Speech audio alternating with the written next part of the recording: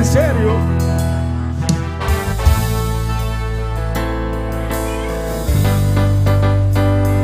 Si en algo Luis y yo somos muy afines, es que tenemos un don de canto extraordinario. Yo no voy a cometer ese error. Sean bendecidos todos mis amados. Y esta mañana nos sentimos contentos de estar aquí y poder disfrutar juntos de esa expresión de vida, esa expresión del cuerpo. Y está de más decirle el cariño, el amor que sentimos hacia cada uno de ustedes, y eso lo recibimos en abundancia de allá para acá. Ando en compañía de mi esposa y los dos hijos más pequeños. Ellos están por ahí sentaditos, pero ellos están tímidos. Es que son tímidos, ¿verdad? Eso ellos lo heredaron de mí.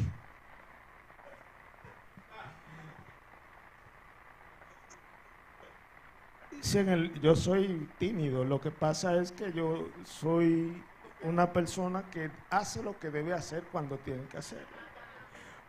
Pero en el fondo yo soy tímido, no puedo ni mirar a una persona cuando voy a hablar. Amén, mis amados, vamos a entrar en materia. Quiero invitarles a buscar en sus Biblias Evangelio según San Mateo capítulo 11. Vamos a extraer un pensamiento de la palabra de nuestro Dios para poner en contexto lo que en esta mañana queremos sembrar en sus corazones. Si me acompañan poniéndonos de pies un minuto más, ya que Él no quiso que se pongan de pie, y cada vez que venimos a la iglesia usted tiene que programarse a pararse y sentarse mínimo 22, 23 veces. Es el promedio allá en la casa de fe nuestra. No sé si ustedes han superado esa media. San Mateo capítulo 11, verso 1 en adelante, la palabra de nuestro Dios dice así: cuando Jesús terminó de dar instrucciones a sus 12 discípulos, se fue de allí a enseñar y a predicar en las ciudades de ellos. Y al oír Juan en la cárcel los hechos de Cristo, le envió 2 de sus discípulos para preguntarle: ¿eres tú aquel que había de venir, o esperamos a otros? ¿O esperamos a otro? Respondió Jesús, les dijo: id y haced saber a Juan las cosas que oís y veis. Los ciegos ven, los cojos andan, los leprosos son limpiados, los sordos oyen, los muertos son resucitados, y a los pobres es anunciado el evangelio. Y bienaventurado es el que no halle tropiezo en mí. Dice el verso 7, mientras ellos se iban, comenzó Jesús a decir de Juan a la gente: ¿qué salisteis a ver al desierto? ¿Una caña sacudida por el viento? ¿O qué salisteis a ver? ¿A un hombre cubierto de vestiduras delicadas? He aquí, los que llevan vestiduras delicadas en las casas de los reyes están. Pero, ¿qué salisteis a ver? ¿A un profeta?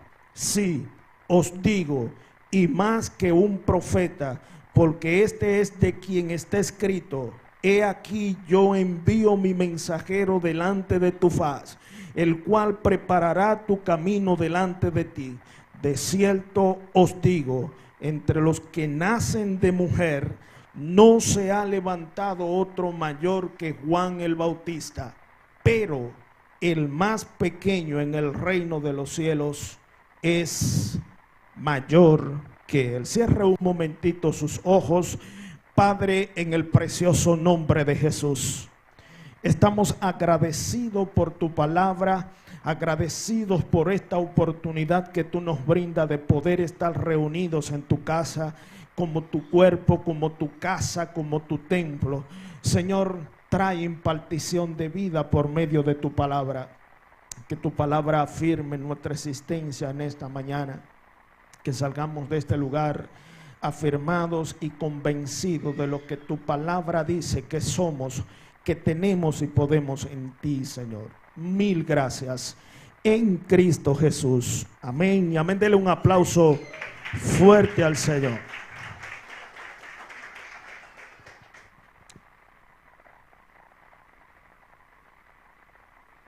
El pasaje que leímos en esta mañana necesitamos ponerlo en contexto para poder entender.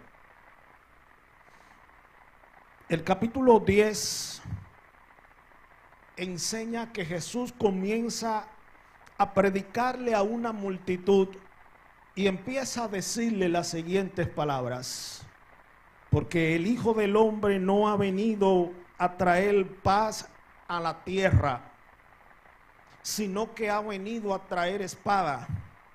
Yo he venido a poner en contra al padre contra el hijo, a la hija contra la madre, a la nuera contra la suegra. Y cuando estas palabras llegaron a oído de Juan, que se encontraba preso en una cárcel, este hombre comenzó a cuestionarse, comenzó a preguntarse: pero ¿estaré yo equivocado? ¿Será este el que ha de venir como lo proclamé? ¿Será él el Cordero de Dios que anuncié que quitaría el pecado del mundo? Porque es que ahora estoy en un estado de shock. Lo que ustedes me están diciendo es que él acaba de decir que no vino a traer paz a la tierra sino espada, que vino a poner en división al padre y a la madre, al suegro, a la nuera. Estoy confundido. Vayan donde Jesús y pregúntenle, pues yo quiero terminar mis días con la convicción de que la tarea que desempeñé fue la correcta. Allí van los discípulos y se acercan a Jesús y le hacen las preguntas que leímos hace un momento. Pero debemos retroceder en el tiempo y vayamos 400 años atrás. La Biblia nos enseña que hubo una pausa, hubo un silencio de Dios hacia su pueblo. La Escritura enseña que Dios habitó en medio de su pueblo y Dios continuamente hablaba a su pueblo. Había una voz autorizada de tiempo en tiempo. Había un hombre que representaba la voz de Dios, que hablaba en nombre de Dios, que daba direccionamiento, que daba sentido de propósito a toda una nación. Pero la Escritura nos enseña que de repente hubo un silencio, de repente no se escuchó más voz de Dios, de repente ya no se aparecía uno que decía: así dice el Señor. Ya no había uno que decía: el Señor me dice que te diga. Había un silencio, pero ese silencio la Escritura nos enseña que fue roto, se rompió cuando un hombre que ejercía el sacerdocio entró a ofrecer un sacrificio, y la Escritura nos enseña que un ángel se le aparece y le da buenas noticias. Le dice: tu hijo será llamado Juan, y este muchacho será especial. Este muchacho vendrá a preparar el camino del Señor. Y cuando nosotros encontramos a este hombre, cuando inicia su ministerio, encontramos un hombre completamente atípico. Un hombre que tenía unas características que llaman mucho la atención. Primero, se va a un desierto a hacer vida pública.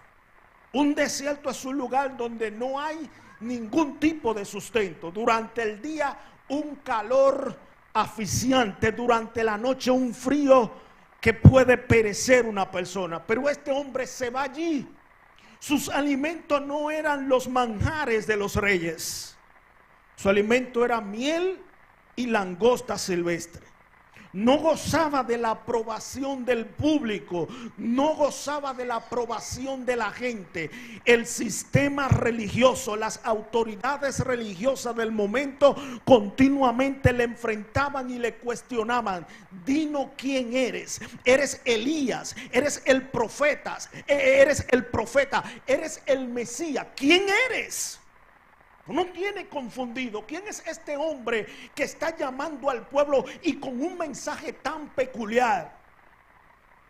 Cuando él comienza a proclamar el mensaje que había recibido, la escritura dice que comenzó a decirle al pueblo: acérquense, arrepiéntanse, porque ha llegado el momento. Y comienza a decirle: es necesario que hagan frutos dignos de arrepentimiento. El hacha está puesta a la raíz de los árboles, por tanto todo árbol que no dé buen fruto será cortado y echado al fuego. Y comienza a decirle: yo soy la voz que clama en medio de un desierto. Y cuando él comienza a hablar estas palabras, encontramos algunos elementos que debemos prestarle atención.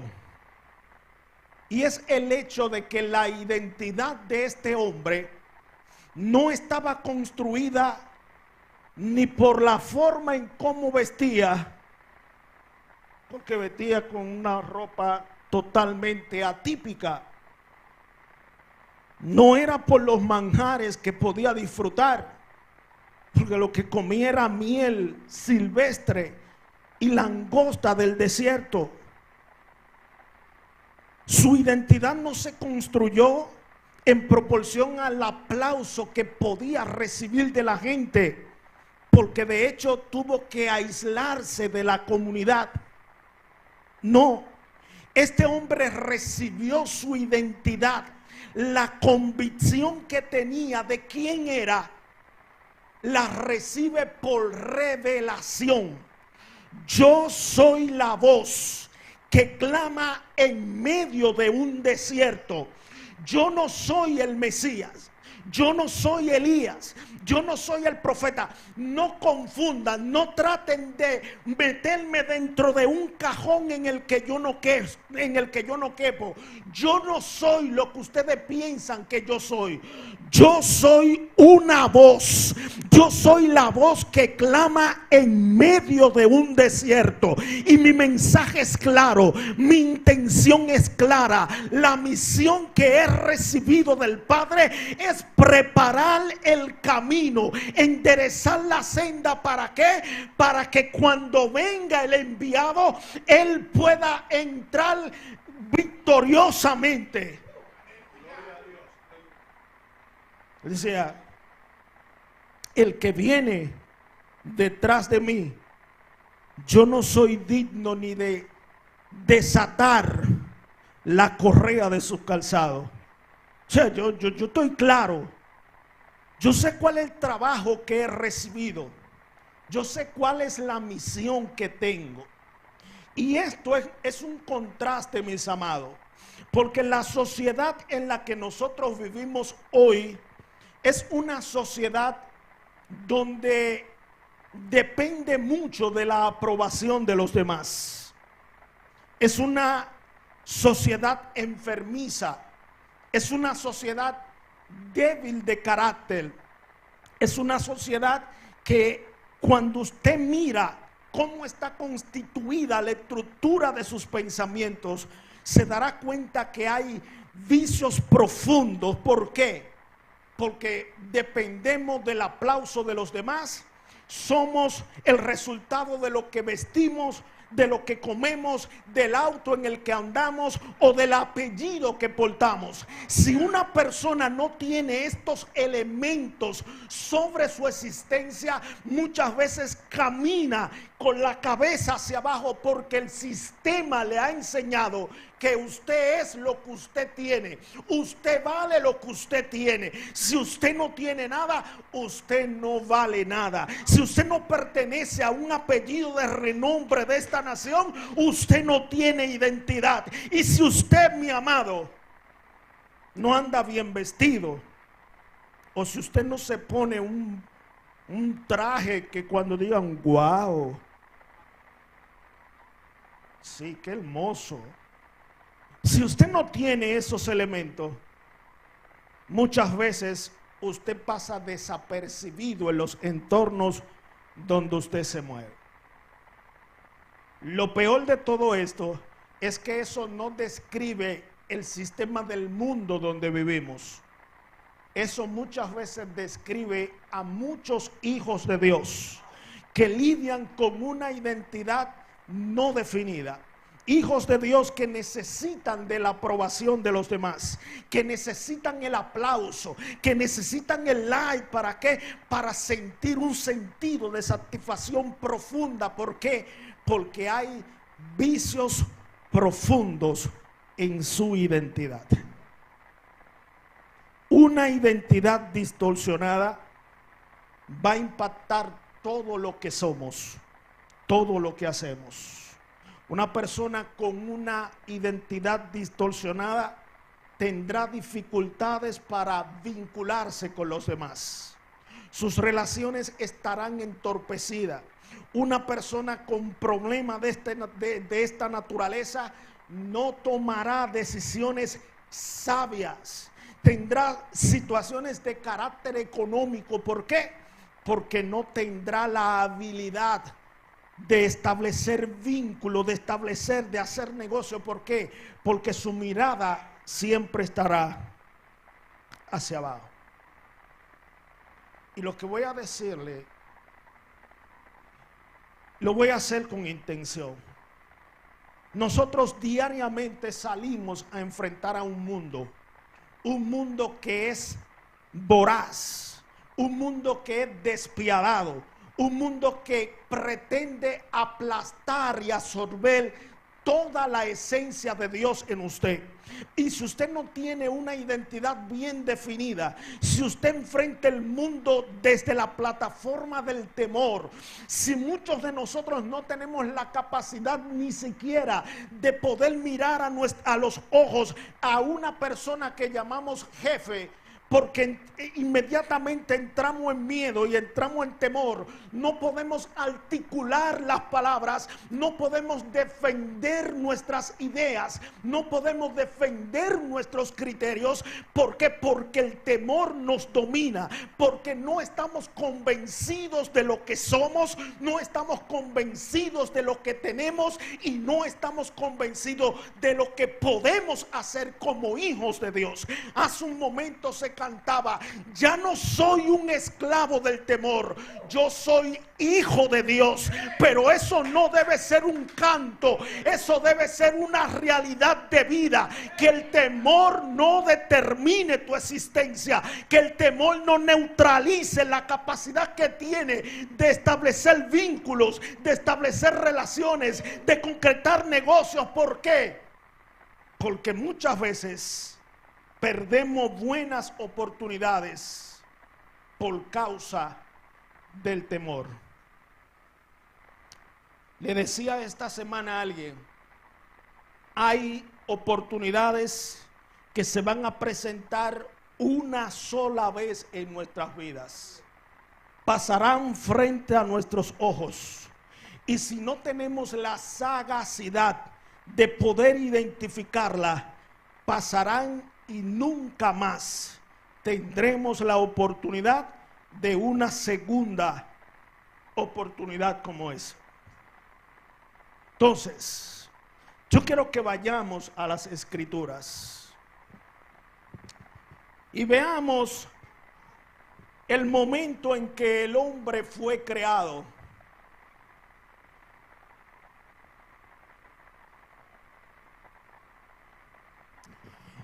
El libro de Génesis, capítulo 1, verso 26, establece que cuando Dios creó al hombre, Dios dijo: hagamos al hombre a nuestra imagen, conforme a nuestra semejanza, y señoree sobre los peces del mar, sobre las aves de los cielos, sobre las bestias del campo, en toda la tierra y en todo animal que se arrastra sobre la tierra. Y creó Dios al hombre a su imagen. Cuando Dios nos creó, Dios puso en nosotros su imagen. Esa palabra imagen es el término selén, que implica o se traduce como imagen y se traduce como una representación exacta. Es decir, que cuando Dios crea al hombre, Dios lo crea para que el hombre sea una representación de él. Pero ¿qué ocurrió? La Biblia nos enseña que cuando el pecado entra al mundo, cuando el pecado hace estrago en el hombre, la imagen de Dios se distorsiona. El hombre pierde ese sentido de dignidad que nos caracteriza o caracterizaba al hombre. Es muy fácil usted ver a una persona en la calle sin un sentido de propósito, sin ningún grado de dignidad, porque la ha perdido todo. ¿Por qué? Porque el pecado ha hecho estrago en su existencia. Es triste ver a una persona terminando la carrera con la cabeza hacia abajo, sin rumbo, sin sentido, sin dirección, sin recursos, sin familia. ¿Por qué? Porque ha perdido la identidad de Dios en su existencia. Pero qué bueno es nuestro Dios. Diga conmigo, Dios es bueno. Él es tan bueno que un bendito día en la cruz del Calvario, Él envió a su Hijo. ¿Para qué? Para que por medio de la obra de la cruz, restaurar su imagen en el hombre, restaurar la dignidad perdida en el hombre. Usted, cuando nació de nuevo, no es simplemente que usted se afilió a un nuevo movimiento cristiano, o que usted se afilió a un grupo de personas que me van a ayudar a vivir la vida de manera diferente, o que yo estaba involucrado en tantas deudas, en tantos problemas, mi familia estaba destrozada y decidí entrar a la iglesia. No, mi amado, cuando usted nació de nuevo, ocurrió algo en su ser, ocurrió algo en el hombre interior. Ese espíritu que estaba muerto recibió vida, y el propósito eterno de Dios se activó en su vida. ¿Para qué? Para que usted sea conformado a la imagen del Hijo de Dios, para que esa imagen que Dios puso en el hombre en el principio comience a reflejarse en usted, para que usted, donde quiera que usted se mueva, sea una digna representación del Dios que le salvó. Denle un aplauso fuerte al Señor.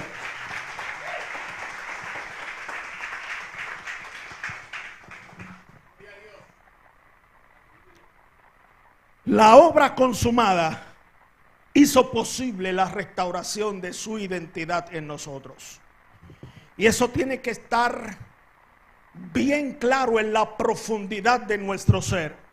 Porque tal como decía hace un momento, muchos de nosotros que hemos nacido de nuevo tenemos serios problemas con nuestra identidad. Y si no se revela a nuestra vida lo que la obra de la cruz representó, será cuesta arriba. En el relato de Juan encontramos a un hombre que comienza a predicar un mensaje. Cuando ustedes leen el libro de Juan, capítulo 1, verso 19 en adelante, ustedes van a encontrar cómo Juan describe el ministerio. Cuando hablo de Juan, es de Juan el escritor. Cómo describe el ministerio de Juan el que bautizaba. Juan de Juan. Ok. Estoy profundo hoy. Cuando Juan comienza a hablar acerca del Mesías, él comienza a decir: hubo un hombre enviado de Dios, el cual se llamaba Juan. Este vino por testimonio para que diese testimonio de la luz, a fin de que todos creyesen por él. No era él la luz, sino para que diese testimonio de ella. Lo primero que establece aquí es que él no era la luz. Él vino a dar un testimonio. La palabra testimonio es interesante. ¿Por qué? Porque un testimonio implica duplicar el carácter de algo. Cada vez que uno testifica de algo, de alguien, está duplicando el carácter de eso que estamos testificando. Si usted está parado ahí al frente y ocurre un accidente entre dos vehículos y usted es un testigo ocular y hay una discusión en un tribunal, a usted lo llaman, venga, que usted fue testigo ocular de los hechos, cuénteme qué fue lo que usted vio, y usted va a hacer una exacta duplicación de los hechos. Yo vi que el conductor de la izquierda se metió en el lado opuesto y chocó. Está duplicando la acción. Juan viene a dar testimonio de la luz. Él no era la luz. Aquí encontramos un hombre que tenía claro quién era. Debemos entender quiénes somos como representantes de Dios en esta tierra. Nosotros somos un medio. Nosotros somos un canal. Nosotros somos una representación exacta. No somos la luz. Somos el testimonio de ella. Yo debo dar testimonio como cuando la luz, que es la luz verdadera, se exprese, se vea, se visualice, haya una duplicidad de esa luz en mí, que el mundo vea en mí la luz del evangelio. Si cuando el mundo nos mira ve cualquier otra luz que no sea la luz verdadera, deténgase y examine qué está haciendo, porque la luz que debe ser vista en nosotros es la luz de Cristo. Juan decía: aquella luz verdadera que alumbra a todo hombre vino a este mundo. En el mundo estaba y el mundo por él fue hecho, pero el mundo no le conoció. A los suyos vino, los suyos no le recibieron, mas a los que le recibieron, a los que creen en su nombre, les dio potestad de ser hechos hijos de Dios, los cuales no son engendrados de sangre, ni de voluntad de varón, ni de carne, ni de voluntad de varón, sino de Dios. Y aquel verbo fue hecho carne y habitó entre nosotros, y vimos su gloria, gloria como del unigénito del Padre, lleno de gracia y de verdad. Pero mire lo que dice a continuación. Juan dio testimonio de él y clamó diciendo: este es de quien yo decía, el que viene después de mí es antes de mí, porque era primero que yo, porque de su plenitud tomamos todos gracia sobre gracia. Es decir, Juan allí en el desierto había recibido un testimonio en su espíritu, había recibido una revelación de que lo que él iba a proclamar, de que el mensaje que él iba a anunciar era de aquella luz verdadera, aquel verbo que se había encarnado, aquel que venía a consumar el plan eterno de Dios. Y cuando él vino a ser bautizado por Jesús, él había recibido una revelación en su espíritu.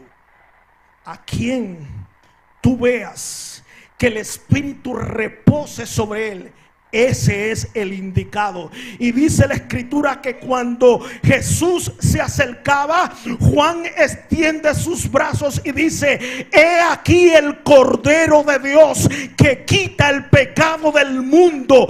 Esa es la tarea de la iglesia: identificar a Cristo, señalar a Cristo, dar a conocer a Cristo. La voz que debe resonar entre entre nosotros es esa voz auténtica que diga: ahí está el Hijo de Dios, ahí está el Cordero, ahí está el que hizo posible la consumación de la obra de la cruz.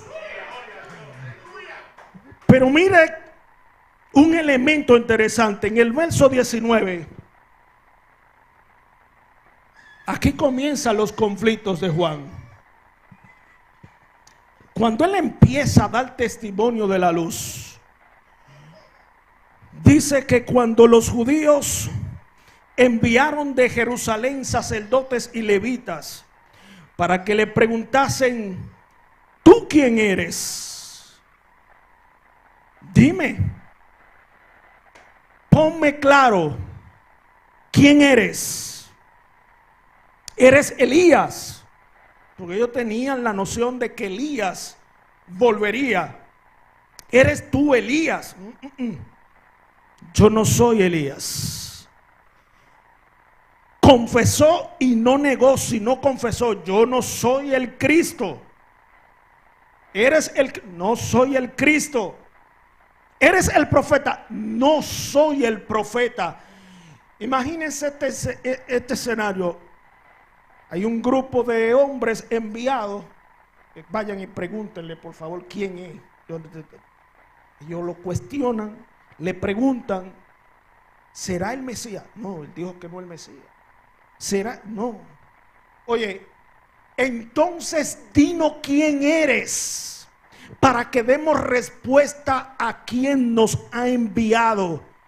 Y cuando él abre sus labios, comienza a decir: yo soy la voz de uno que clama en el desierto: enderezad camino para el Señor, enderecen la senda, organicen sus pasos.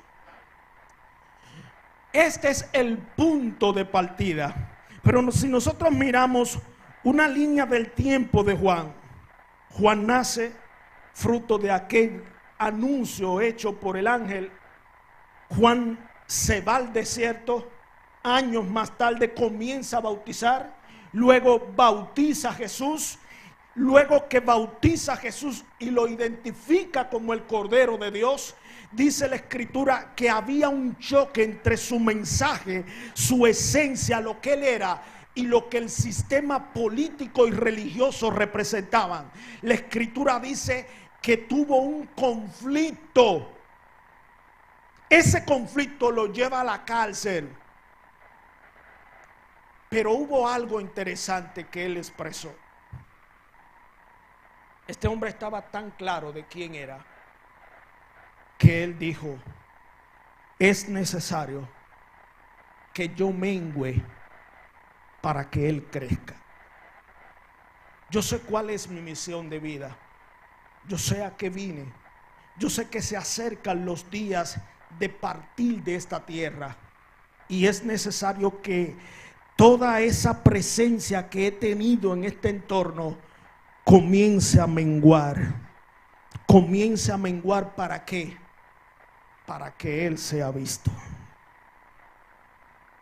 Muchas veces nosotros entramos en serios conflictos a la hora de ser luz en medio de las tinieblas, porque a veces pensamos que las cosas las producimos nosotros.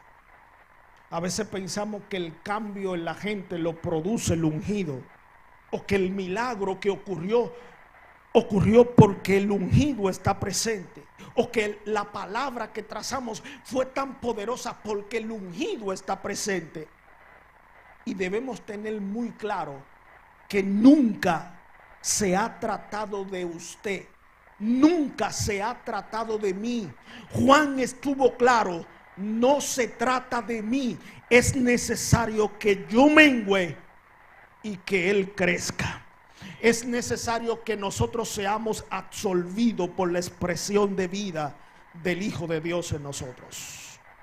Eso es una tarea diaria, continua, y que llegará a su perfección en el día de Cristo. Es decir, no tenemos escapatoria, mis amados. Si usted pensó que llegó, no ha llegado. Pablo encontremos un momento a Pablo. Pablo tiene una revelación tan extraordinaria camino a Damasco. Dice la escritura que el Señor se le aparece. Pablo, dura cosa te es dar coce contra el aguijón. Se le revela. ¿Qué tú quieres que haga? Oye, yo quiero que tú vayas y dé a conocer mi nombre entre los gentiles. Y Pablo comienza a hablar de las maravillas del reino de Dios. Y comienza a decir, el misterio que estaba oculto se me ha revelado y lo estoy dando a conocer. Y años después, 20 años después, encontramos a Pablo escribiendo las siguientes palabras: cuantas cosas eran para mi ganancia, las he estimado como pérdida por amor de Cristo, y aún la estimo toda como estiércol, como basura. ¿Por qué? Por llegar a conocerle a Él. ¿Por qué? Porque Pablo entendió que no era Él, era la gracia de Dios operando en Él. Es la gracia de Dios operando en nosotros. Usted es una voz representativa. Usted no es la fuente de donde sale la voz. Pero llegó un momento en que la voz fue encarcelada. Y cuando Juan estaba encarcelado, muchos dicen que Juan dudó. Muchos dicen que se deprimió. Muchos dicen que le faltó la fe en ese instante. ¿Por qué? Oye, dime si eres tú o debemos esperar a otro. Pero yo no veo ahí a un Juan ni desanimado, ni desubicado, ni un Juan al que la fe le falta. Estoy viendo un Juan que cuando le llevan el informe de lo que Jesús está diciendo, dice, pero espérate, lo que a mí se me reveló es que este es el Mesías. Es que yo iba a preparar el camino al que venía a establecer un gobierno distinto. Y este hombre entró en un choque. Dime si eres tú. Ah, la respuesta del maestro: vayan y díganle que los ciegos ven, los cojos andan, las viudas reciben a sus muertos en resurrección. Díganle que a los pobres les he anunciado el reino de los cielos. Y las palabras que Jesús da como testimonio de Juan es el punto de referencia en esta mañana. Jesús le pregunta a aquella multitud: ¿qué ustedes salieron a ver al desierto? ¿Salieron a ver a un hombre con vestiduras delicadas? ¿Salieron a ver? ¿Qué salieron a ver? ¿A un profeta? Yo digo que sí. Ustedes salieron a ver un profeta, pero yo les digo que es más que un profeta, porque de los nacidos de mujer no ha nacido uno mayor que Juan. Pero yo le voy a revelar un pequeño detalle: el más pequeño en el reino de los cielos es mayor que Juan el Bautista. Escuche lo que quiero establecer en esta mañana. Nuestra identidad es el resultado de la obra del Espíritu, revelando en nuestro espíritu lo que la obra de la cruz representó. Nuestra identidad debe ser construida por la revelación del Espíritu en nosotros. No hay forma de que como hijos de Dios podamos tener una identidad bien construida de todo lo que la Biblia dice que usted es en Cristo. Usted es hijo, usted fue hecho, renacido en Cristo. Usted es un real sacerdocio. Usted es un pueblo escogido. Usted fue sentado en lugares celestiales juntamente con Cristo. Usted fue rescatado de su pasada manera de vivir. Usted no es un esclavo, usted es un hijo. Usted fue trasladado del reino de la potestad de las tinieblas al reino del Hijo de Dios. Usted fue unido con Cristo. Usted tiene todos los recursos. ¿Para qué? Para usted ser una digna representación del Cristo que le salvó. Pero esto no se alumbra en nuestro espíritu por mera información. Tiene que haber un proceso de revelación en nosotros. Así como a Juan se le reveló quién era, así como Juan pudo decirle a aquellos escribas y fariseos: ustedes no lo conocen. A nosotros se nos debe alumbrar el entendimiento, y cuidado con confundir la revelación con información bíblica, porque ahí cometemos un grave error, mis amados. La revelación es un derecho de los hijos. La revelación es tarea única y exclusiva del Espíritu. El Espíritu fue enviado a nuestros corazones para revelarnos al Hijo, para darnos a conocer al Hijo de Dios y su obra consumada. Nuestra identidad debe ser construida sobre la base de lo que el Espíritu nos está revelando continuamente. ¿Dónde está contenida esa revelación? En su palabra. Él usa la palabra para formar una identidad de hijos fuertes, no como la sociedad que está formando hombres débiles, hombres endebles, hombres cuyo carácter muestra tantas oportunidades. Dios desea que al ser expuestos a su palabra, nuestra identidad se fortalezca con lo que Él ha dicho que somos. Lo que Él ha dicho que somos debe reconfigurar la estructura de nuestros pensamientos. Juan proclamó lo que se le había revelado. Nosotros como iglesia tenemos una tarea: proclamar lo que se nos ha revelado por el Espíritu. Pablo escribió a los Gálatas y dijo que a Dios le plació revelar a su Hijo en mí. Pero esa revelación del Hijo en él no fue para escribir muchos libros, o para dar poderosos sermones, o para componer canciones donde baje la gloria. No. Pablo dice que le fue revelado al Hijo dentro de él. ¿Para qué? Para darlo a conocer a los gentiles, para proclamarlo, para que Cristo sea conocido.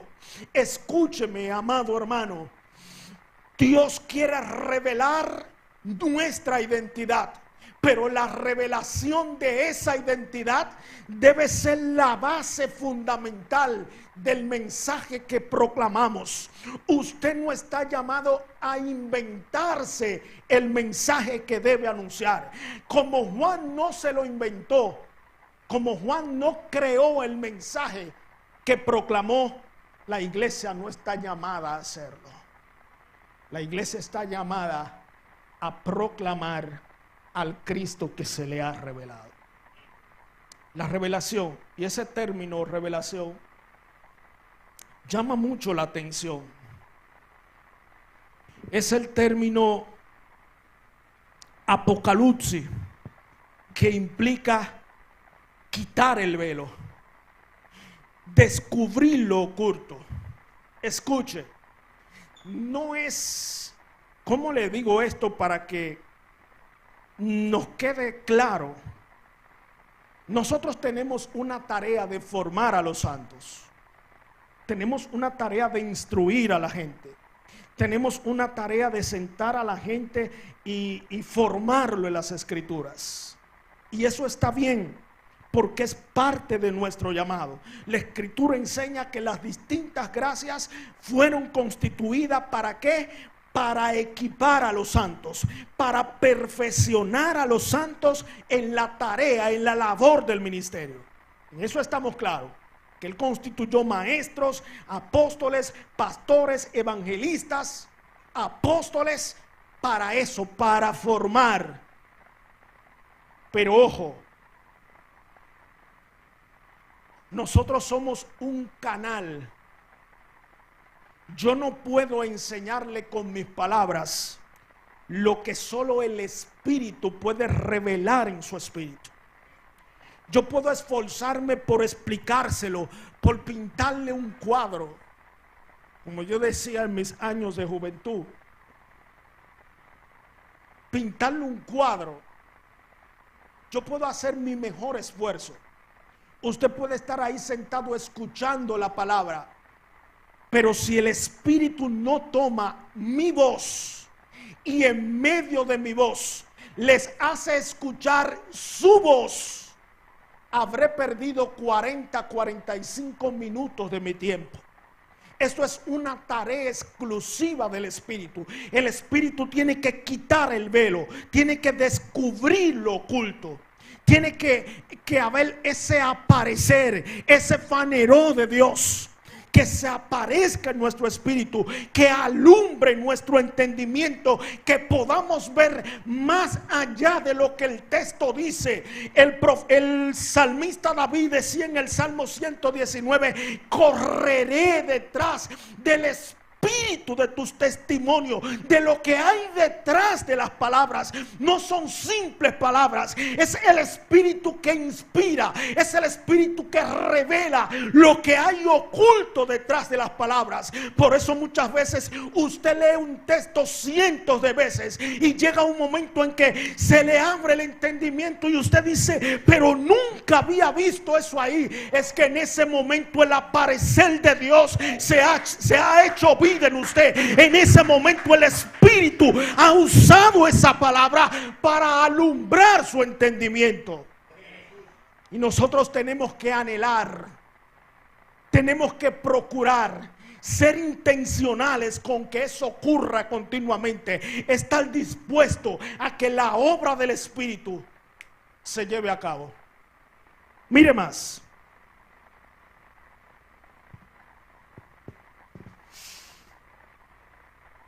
Hay tres elementos fundamentales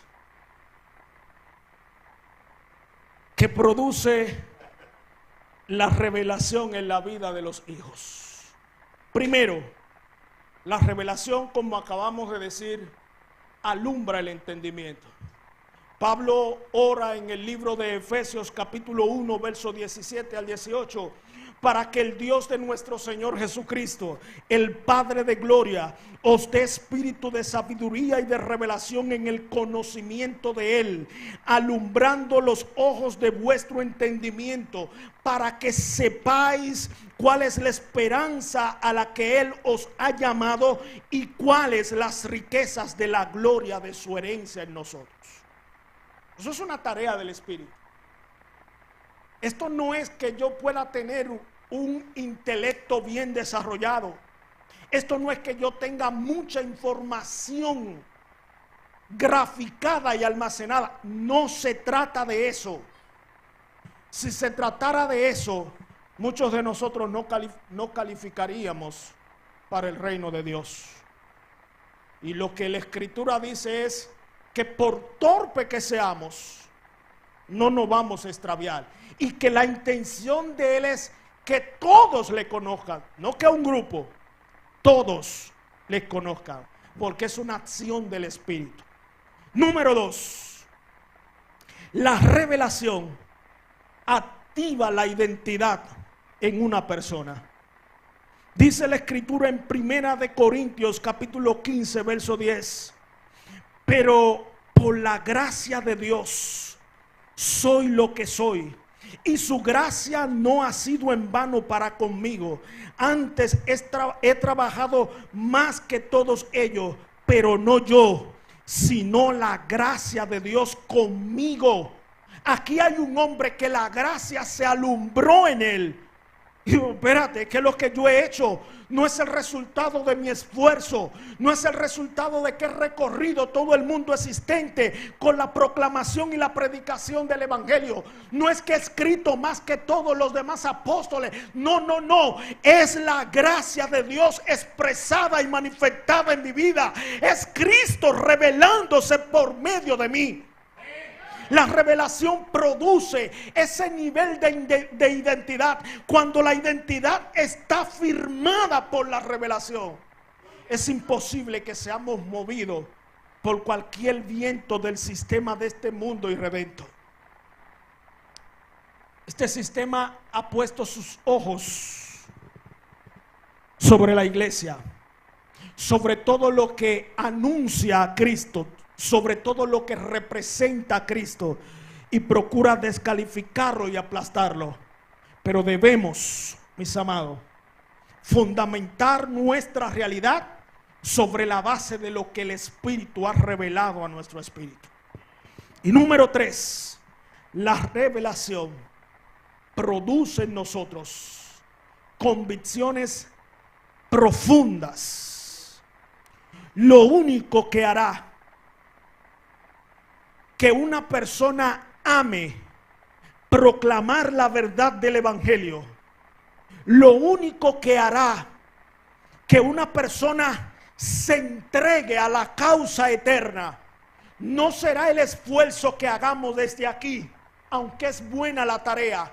Es que el Espíritu alumbre en nuestro espíritu lo que Él ha hecho, cómo Él nos ha redireccionado, cómo nos ha dado un sentido de propósito. Y cuando eso se alumbra, hay una causa eterna que nos consume. Hay un propósito que comienza a gobernar nuestra existencia, comienza a gobernar nuestras agendas, comienza a gobernar nuestros recursos, comienza a gobernar nuestro tiempo. ¿Por qué? Porque ese propósito se ha alumbrado en la profundidad de nuestro espíritu. Mientras eso no ocurre, estaré peleando, estaré batallando porque la gente organice su agenda, y la gente siempre tendrá tiempo para todo aquello menos aquello que el Espíritu les revele. Pero si el Espíritu se revela, amigo, es como dicen los mexicanos, nos cayó el 20. Se me abrieron los ojos, pero Dios mío, he estado perdiendo el tiempo. Tantas cosas en las que me he invertido y he descuidado lo más importante. Alguien me decía que eso es un tema relacional con la edad, pero yo no le creí. Sí, lo que pasa es que en la medida en que una persona va sumando días y años a su existencia, se va haciendo más consciente de su fragilidad temporal y se va haciendo más consciente de su realidad eterna.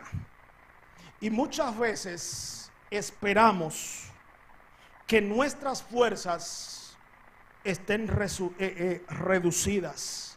Muchas veces esperamos no tener el ímpetu, la fuerza, la juventud, la gracia, la osadía de hacer las cosas para responder al llamado de Dios.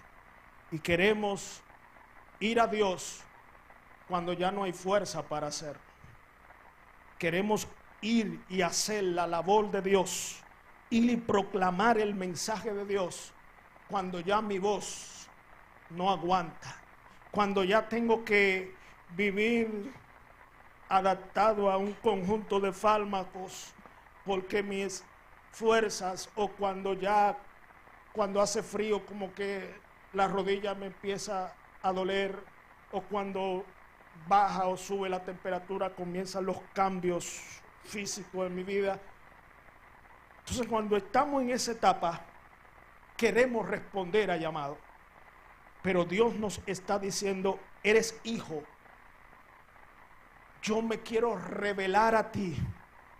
Yo quiero afirmar tu identidad como hijo. ¿Para qué? Para que tú seas la voz que proclame quién soy. Para que tú seas la voz que anuncie que el Cordero de Dios quitó el pecado del mundo, que el Cordero de Dios hizo posible la redención del hombre, que el Cordero de Dios hizo posible volver al hombre hacia Dios, devolverle el sentido de dignidad y de propósito al hombre. La semana pasada entrevisté a un jovencito que fue a presentarse para un puesto de trabajo. El jovencito no tenía ninguna experiencia porque está terminando los estudios, pero no tiene experiencia. Y yo me pongo a conversar con él y comienzo a hacerle preguntas, pero sus respuestas, ¿y a qué altura de esa calle tuve? ¿Cómo no? Le digo, está bien, hijo, gracias por venir a la entrevista. Y estaba acompañado por la representante de Recursos Humanos. Y le digo, yo soy partidario de darle oportunidades a esos jóvenes que no tienen experiencia. Pero me preocupa que un joven sin experiencia tampoco la tenga clara, no tenga un sentido de propósito, no tiene nada en el pensamiento. ¿Cómo lo hacemos? ¿Cómo lo ayudamos? Necesitamos reencauzar ese sentido de propósito en la gente. Entender que somos una voz que anuncia, que señala el camino, que señala un propósito que es eterno, que cuando la gente escuche el mensaje del Evangelio, entienda que en Dios hay una restauración de su identidad, hay una restauración de su vida, hay una restauración de ese sentido de propósito, de esa vida vacía, sin un norte claro hacia dónde dirigirse. Una vida que diariamente se levanta en las mañanas y toma 24 horas de su día y simplemente la tira a un zafacón porque no tiene ninguna visión clara en su existencia. Nosotros estamos llamados a decirle a la gente, ven, Dios quiere que tú seas un buen administrador del tiempo. Ven, hay un cordero que fue inmolado en la cruz por ti desde antes de la fundación del mundo. Hay uno que quiere formar y desarrollar su imagen en ti. Hay uno que quiere que tú vayas y le represente. Hay uno que quiere que tú vayas y sea mayor que Juan el Bautista.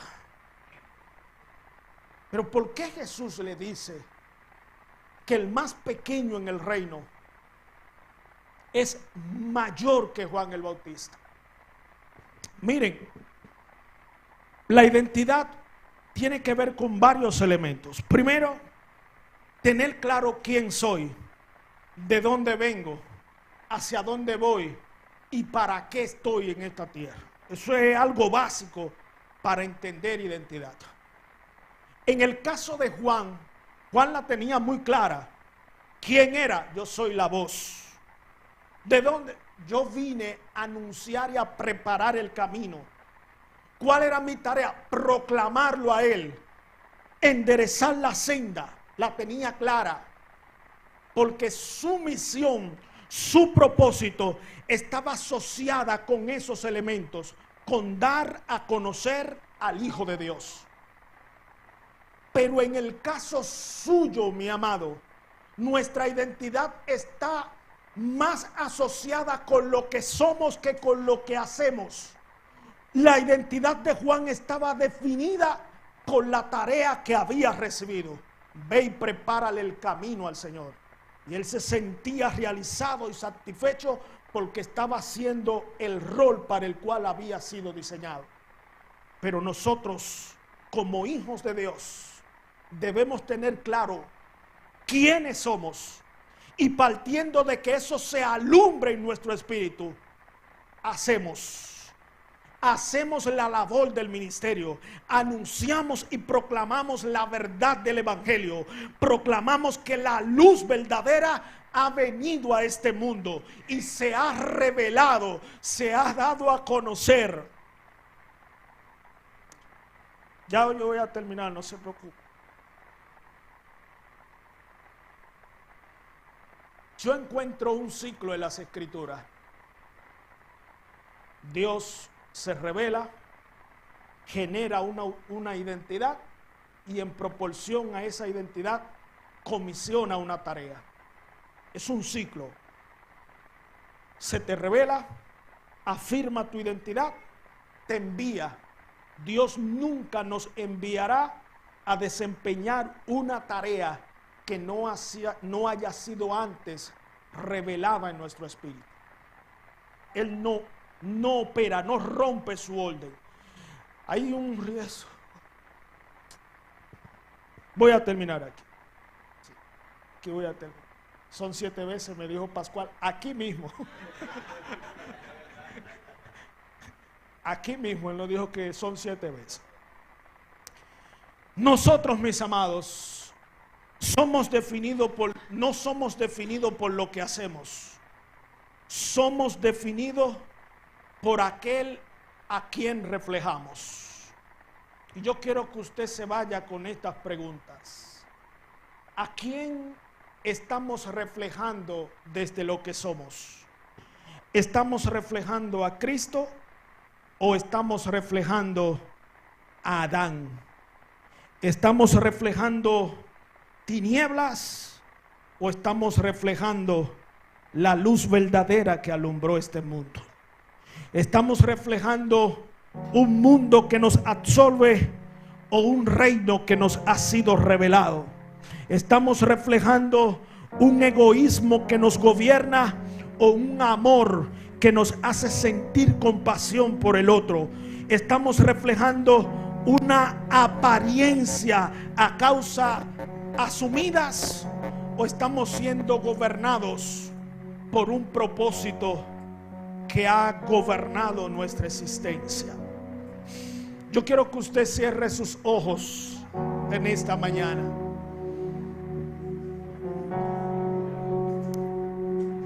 Y hable con el Espíritu de Dios. Yo no sé con qué usted está lidiando a lo interno de su ser. Yo no sé si usted tiene batallas al momento de mostrarse frente a los demás, porque su apariencia y su estética no le han ayudado. Yo no sé si usted está lidiando con un consumo desbordante que trata de consumir para aparentarse lo que no es.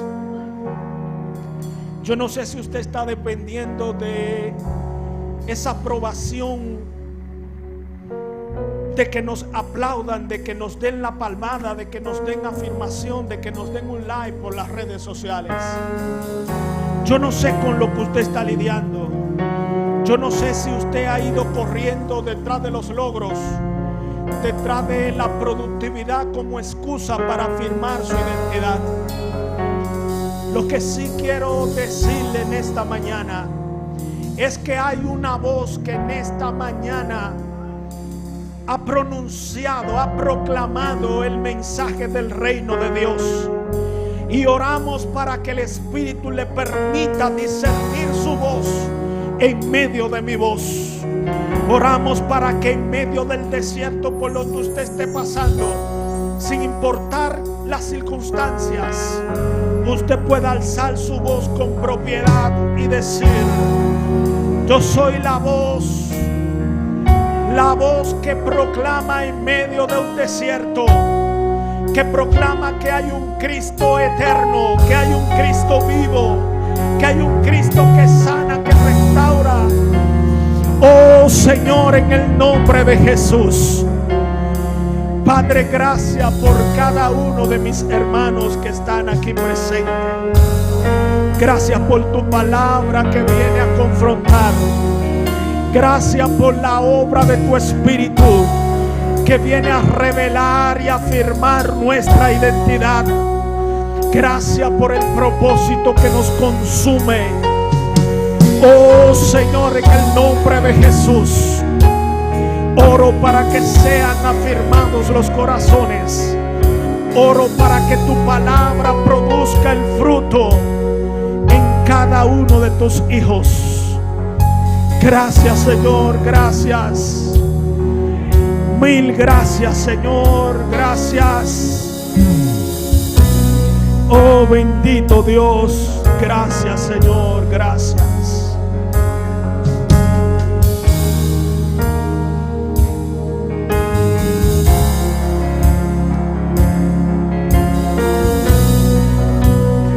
Gracias, Señor. En este momento extienda su mano hacia la persona que está al lado suyo y afírmele con la palabra que usted ha recibido. Ore por él. Deje que el Espíritu use su voz como la voz del Espíritu para traer afirmación en la vida de su hermano. Declare todo el bien de Dios. Declare todo el bien de Dios.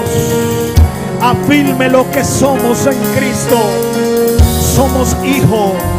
Somos real sacerdocio. Somos una nación santa, un pueblo escogido.